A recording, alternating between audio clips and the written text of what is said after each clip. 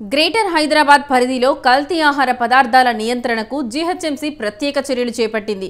హైదరాబాద్లోని హోటళ్లు, రెస్టారెంట్లు, స్ట్రీట్ వెండర్స్ విక్రయించే ఆహార పదార్థాలలో కల్తీ లేకుండా చూడాలని కమిషనర్ ఆమ్రపాలి ఆదేశించారు.